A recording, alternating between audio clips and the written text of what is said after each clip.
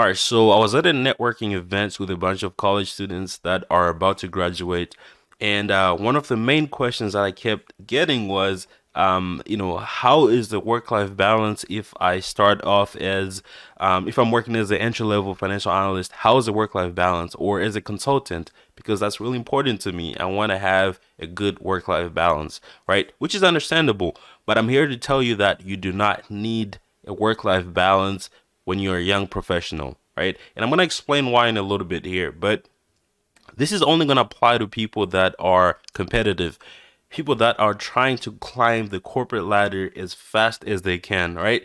So when you climb, the higher you climb, the more money you make, the more power and influence that you have over the decisions that are being made, right? So if your goal is not to do that, this is not going to be for you. But if you're someone who's competitive, someone who's trying to make the most money in the least amount of time, this is going to be for you. All right. So if you are a young professional, you're an entry level employee, your job is to prove that you can do the work, right? And the more you do the work, or the better you do the work, the better the quality of the work, you get promoted to the next level, right? I'm going to use my career as an example here. So when I graduated from college, I went to work as an entry level financial analyst. And in less than 2 years, I was promoted to supervisor. So I had to go through the entry level and then the financial analyst two, which is kind of like you fully understand what you're doing. And once you pass that, you go to supervisor, right? Where you're actually overlooking a bunch of other analysts. Now, it is pretty fast to go from level one entry level to supervisor in less than 2 years. That is pretty fast. And one of the main things that I had that a lot of people did not have was I did not have a work-life balance, right? Now, I'm going to say this is only applicable to young professionals that don't have responsibilities that require them to be at home, maybe at 5 or at 6. That means if you have kids or anything like that, right? That's, it's going to be different for you because you have responsibilities. But if you don't have those types of responsibilities, you do not need the work-life balance. Now, when you start off working as a young professional, you just graduated from college, you're at your first job, this is when you have the most energy. You have the most, motivation. Maybe it's your dream job, right? You're so passionate about it, right? Because after a while, I'm telling you, you're going to stop caring about it. But while you actually care about it, work as much as you can. Even on the weekends, do the 10-hour days, 11-hour days. I'm going to give you a good example here. When you see the older employees that have been working at the company for about 5 years, 6 years, maybe 10 years, they have a really good work-life balance. You see them, they have their families, they have kids. It's because they have put in the time when they started. That's all you're doing here is putting in your time, right? Because you are gonna have the work-life balance, but it's gonna be later on when you've built the foundation. Now I'm gonna make this more realistic here. Sometimes when you get hired as a new hire, especially as a college graduate, the company probably hired maybe, let's say, for example, 100 other entry level employees. Let's say you go work for a big company, right? They recruit from your college, you're one of the recruits, it's your dream job. Now, you are going to be competing with all these other 99 people. You're competing with them. And the only advantage you have, right? Because all of you are going to be trained how to, they're going to train you how to do the work, obviously. Now, the only advantage you have is, how much work you complete, the quality of your work. And you can only do that if you put in the time, right? In time to practice, time to actually complete the work. And that's going to require a lot of overtime, right? One of the things that I did was I was the first one to get to work, right? First one in the office and the last one to leave. I didn't do this every day.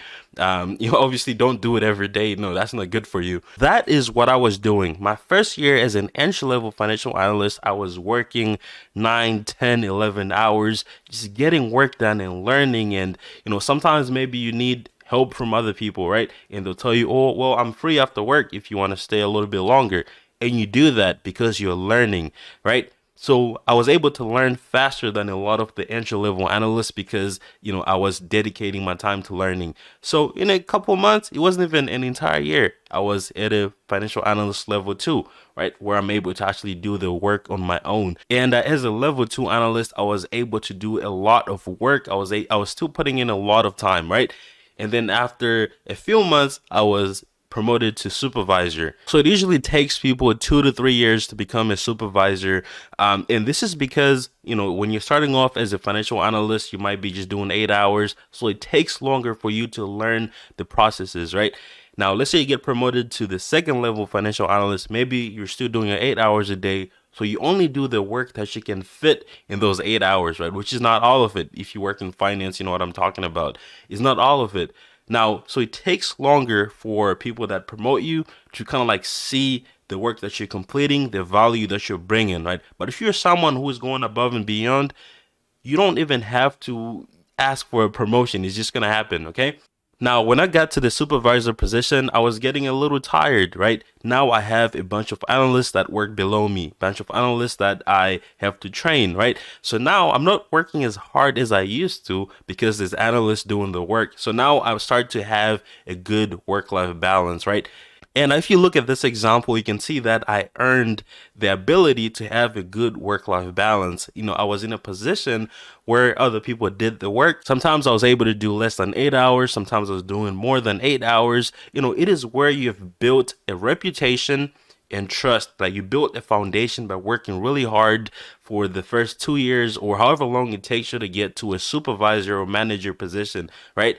However long it takes you to get there, you have to be working hard down here. And, you have to eliminate work-life balance because that is going to make you mediocre. You're trying to go above and beyond. All right, so just to sum it all up, you do not need a great work-life balance if you're an entry-level young professional who does not have responsibilities that require them to be at home at a certain time. You do not need that as an entry level employee. Your job is to kind of like build a foundation, right? A foundation that when you get to a supervisor or manager level position, people are going to be able to trust you. People already know your work ethic. You've already built a solid foundation, right? Where you're going to be able to have a good work life balance. Because after all, you might be passionate about the work that you do, but over time you're going to start to hate it, right? So that is why once you get to a position that's a management position, you are actually focusing more on managing people and maybe training and things like that, right? Now you're going to be able to have a good work-life balance because you're not doing the technical work and you've already built a great foundation.